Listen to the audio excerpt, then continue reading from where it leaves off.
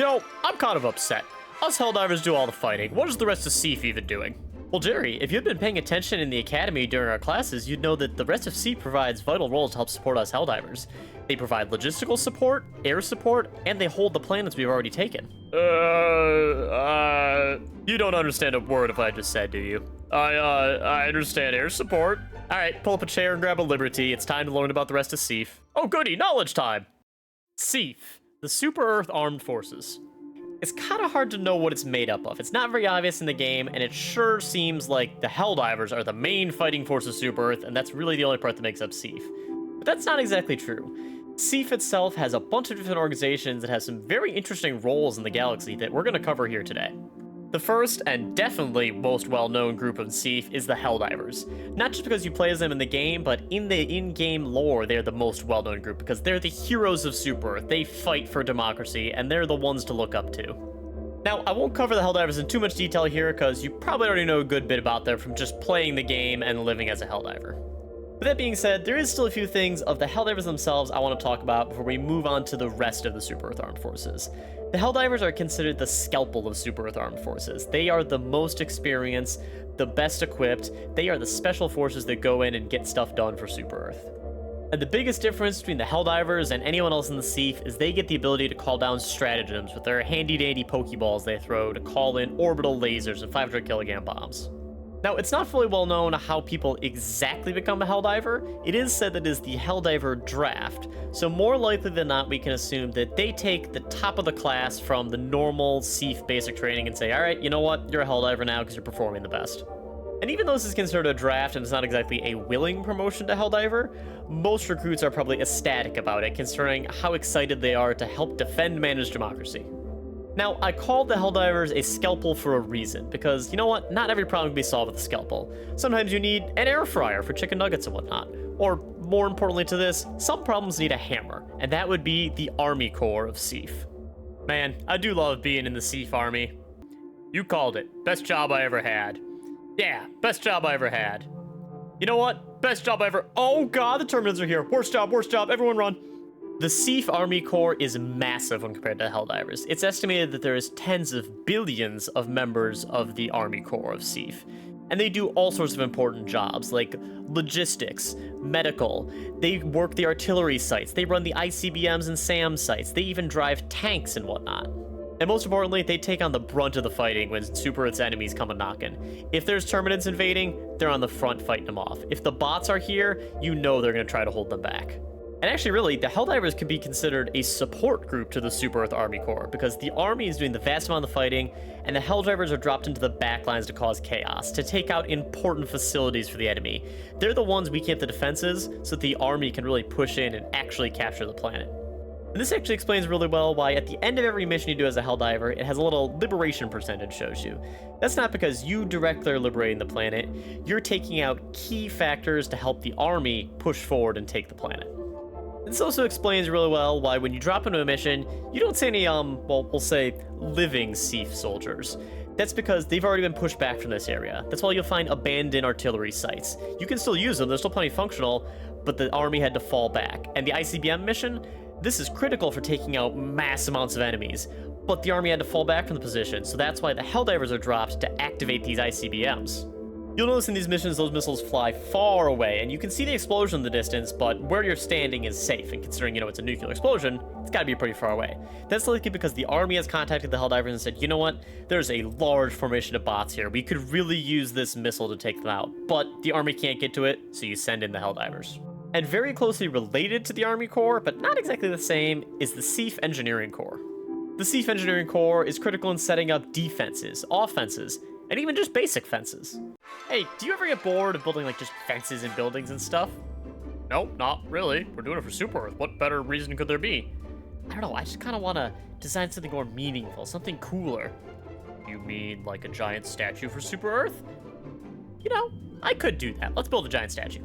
12 seconds later. What did I tell you guys about building statues? We need artillery. We don't need statues, we need artillery. But it does look nice, I'll give you that. The ICBMs and artillery sites we just talked about, the Engineering Corps builds those. They even build larger, more important structures like the TCS towers from the Terminated Control missions. These are the people who set up all the buildings that the rest of S.E.A.F relies on. Likely, the second a planet is captured, they send in the engineers to start setting up defenses, logistical support, and even just housing for normal citizens. And just because the Helldivers are the famous top of the top of S.E.A.F, that doesn't mean that the regular Army Corps doesn't have its heroes. They have the Viper Commandos. Heh, those Helldivers are nothing. I'm the one you should really be worried about. Now, there isn't a whole lot of information on these Viper Commandos because they were more or less just added to the game in a war bond to give people cool jungle-style armor to use, but it is known that they fought in the First Galactic War and they could held off tons of enemies, way more than the normal Army Corps, almost acting like Helldivers themselves, but without the drop pods. And speaking of Hell pods, I think it's very important that we also talk about the S.E.A.F Navy. In the Navy, in the Navy, in the Navy. Would you guys stop singing and actually fly the spaceships for once? It's an interesting concept you propose. Nope. In the Navy, in the Navy, in the Navy. The Navy is in charge of operating all the spaceships in Super Earth's Navy.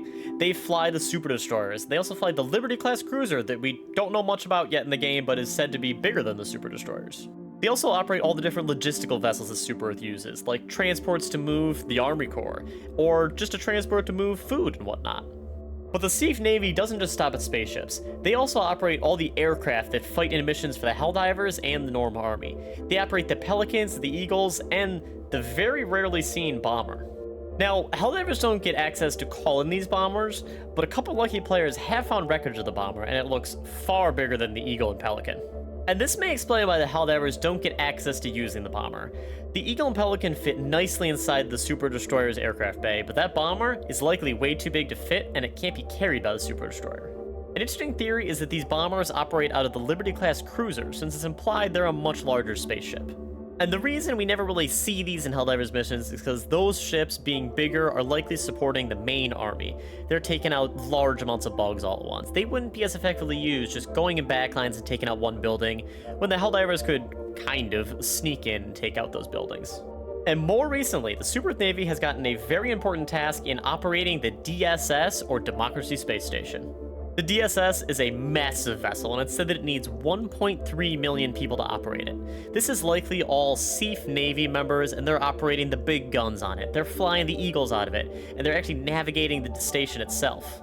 Now, you may be wondering, okay, so the Helldivers do the fancy missions, the Navy does the flying, and the Army does the most of the fighting. Who exactly defends the planets that are already captured? Ugh, it just gets so boring sitting on this backwater planet doing nothing. I want to go see the world. You know, if you go see the world and join the army, you're gonna go fight things, right? Ooh, I didn't consider that. Alright, maybe I'm content just sitting here. And that task falls to the S.E.A.F Colonial Defense Forces. They're the ones that after a planet's captured and secured, they move in to help protect everyone. They oversee moving citizens onto the planet to make sure everyone's safe and comfy from, bots and whatnot. This leads into a very interesting fact about Super Earth and how they treat their citizens. Super Earth expects every citizen of Super Earth to defend the planet they're on if it's attacked. Not just the Colonial Defense Force, the citizens are expected to fight too. So the Colonial Defense Force likely acts as leaders to organize the citizens and organize a defense. But defense is not the only thing the Colonial Defense Force does. They also act as police for the Super Earth citizens on these various planets. They, make various protesters disappear, we'll say, if they're being undemocratic, if you get my drift. So, not the nicest group to interact with unless you 100% agree with every aspect of Super Earth. Now, the Colonial Defense Forces are definitely the least threatening branch of S.E.A.F. They're meant to just sit on planets and react to something that happens. So they're likely, the lower performers of the Super Earth basic training, or maybe even retired Super Earth Army members. And while I'm sure they do fight bravely 100% of the time, okay, maybe 90% of the time, they're just not going to be enough to hold off a full automaton invasion. They just don't have the weapons or experience to do that, so more often than not, the Colonial Defense Force kind of gets a bad rap because they're always on the losing side. The enemies are invading the planets and they just can't hold them back, so that's why the Helldivers got to get called in. Alright everyone, it's Helldiver Joe here today, and I've got something really special for you. I've got a behind-the-scenes look at how High Command makes their decisions. Let's go into their room now. Why are there so many Illuminate in here? Quick, somebody grab him before we can tell everyone that High Command is actually made up of Illuminate, and someone turn off that camera. And finally, to round up all these various S.E.A.F groups, you've got the S.E.A.F High Command, who's in charge of them all. The High Command here sets the goals. They're the ones that send out the major orders to say, attack that planet. We need to kill this many automatons. Stuff like that. They're the shadowy figures in the background pulling the strings. That's really about all you could say about the High Command, because you know what? They're shadowy on purpose. They don't want you to know who they are. Because if you did, you might be able to track back a little too easily how Super Earth really works, and we can't be having that. So you know what? There's a shadowy figure in the background that says, go do this. Now, that may sound like it entirely rounds out the S.E.A.F, and that's everything to talk about, but there actually is one more smaller, interesting group in S.E.A.F, and that is the Bug Wardens. Boy, do I love tending to my bugs, making delicious Element 710 for Super Earth spaceships to gobble up and fly around the galaxy with. Aren't you concerned that they might break free one day? Nope, not one bit. There's not a chance of that happening under my supervision here. Why are those bugs getting in an Uber then? See there, Sonny. That area is not under my supervision. Now, to understand the Bug Wardens, we need to understand why the Terminids are important to humanity. The Terminids create Element 710, which is essentially oil to power all their spaceships. So these Bug Wardens are tasked with farming the Terminids. After the First Galactic War, they captured the bugs, mutated them into the current Terminids, and optimized getting Element 710 out of them. Now, before the events of Helldivers 2, these Bug Wardens were essentially meant to be fancy zookeepers that were going to keep the Terminids in and allow for easy production of Element 710. But now that a lot of those Terminids have escaped, by a lot I mean billions of them, they work more closely with the Terminid Research Preserve to develop new and better Terminids that are less likely to attack humanity, but still able to create Element 710. Now, since we are talking about the other organizations in S.E.A.F, I think it's important we talk about their loadouts, because the Helldivers get the best gear, they get the fanciest gear. So, what does everyone else in the army get?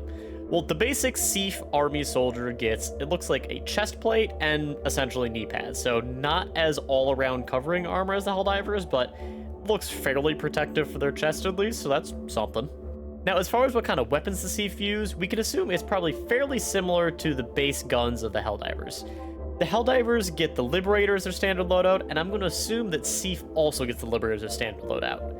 But that's not to say that they can't use some of the more special weapons like the machine gun or railgun, because points of interest around the map, you'll find deceased S.E.A.F soldiers that have assumedly dropped the weapons they were using, and you will find fancier guns like flamethrower, railgun, things like that. It's probably just a little bit harder for them to get their hands on it, because, you know, they can't easily call it in from the Super Destroyer whenever they want. Now, as far as training, we can assume that the basic S.E.A.F soldier gets a lot less training than the Helldivers. They speed them through things, and it's said they go through a rigorous 72-hour S.E.A.F basic training course.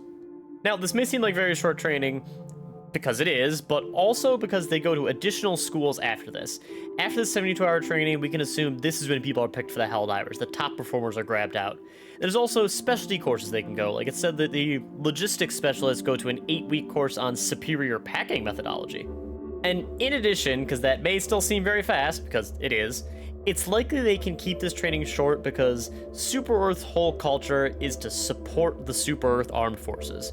So they're trained up from a very young age on how to fight, how to handle their weapons and whatnot, so they probably already know a lot of what they need to know when they already get to basic training.